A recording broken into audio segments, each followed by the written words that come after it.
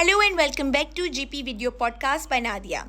So as you know that yesterday we started the topic of depression and I was reading you a chapter from John Murtagh, who is actually the father of general practice, regarded as father of general practice in Australia, and his book is regarded as one of the most important curriculum books for us, actually the most important curriculum book for us for general practice.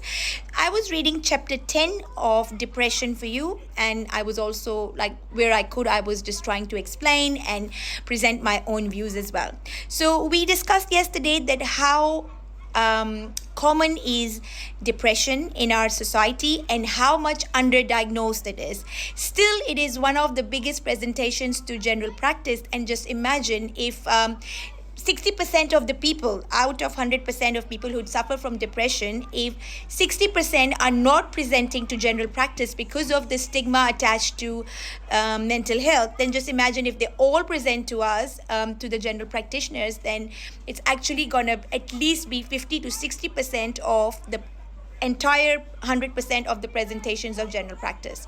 So it is very, very, very, very, very common, and it is unfortunately associated with a stigma that mental health is taken as a joke. I mean, Western countries, first world countries, are much more better than the third world countries, but still there is a lot of stigma attached to it, which we really need to work on. Then I said that today we would be discussing that what are the 6 clusters of depressive symptoms. We say depression, but what is actually depression and how it manifests? One more thing that I would like to repeat today, which I told you yesterday, is depression is multifactorial. There are so many factors behind it, but genetic factor is one of the most important ones as well.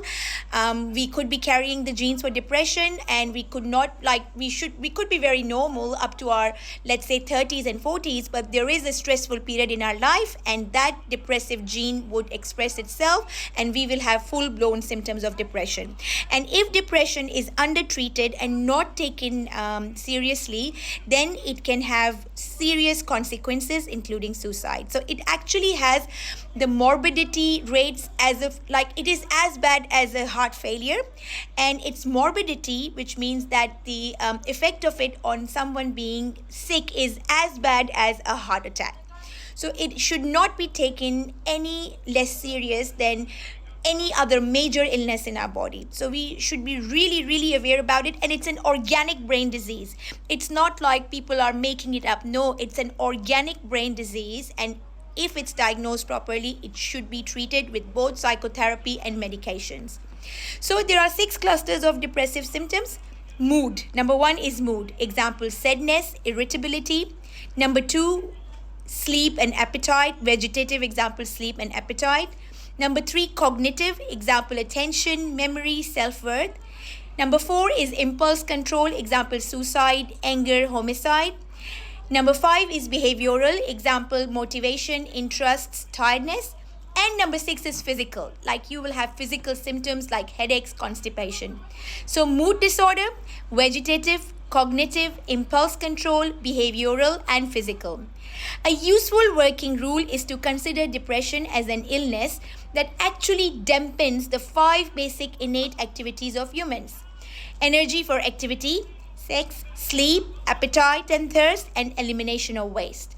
So elimination of waste means constipation, and then of course you'll get headaches, all the physical symptoms, appetite and thirst, sleep, sex, and energy for activity. So this is all about the symptoms of depression. I would repeat them. Mood, example, sadness, anhedonia, irritability. Vegetative, example, sleep, appetite. So sleep and appetite, again, if you think about it, they are also physical symptoms. Cognitive, example, attention, memory, self-worth. Impulse control, example, suicide, anger, homicide. Behavioral, example, motivation, interests, tiredness. And physical, again, example, headaches and constipation. Then we talk about the classification. So the DSM-5, which is actually the actual classification system, divides depressive disorders into major depressive disorders, MDD, disruptive mood dysregulation disorder, persistent depressive disorder, and premenstrual dysphoric disorder. PMDD, I remember I have discussed with you in detail. So there are 4 of them. Again, major depressive disorder, which is actually the main one, depressive mood dysregulation disorder, persistent depressive disorder, and premenstrual dysphoric disorder. So MDD, which is the major depressive disorder, includes those disorders with 1 or more major depressive episodes. I would talk to you about all of that in my next podcast. See you then.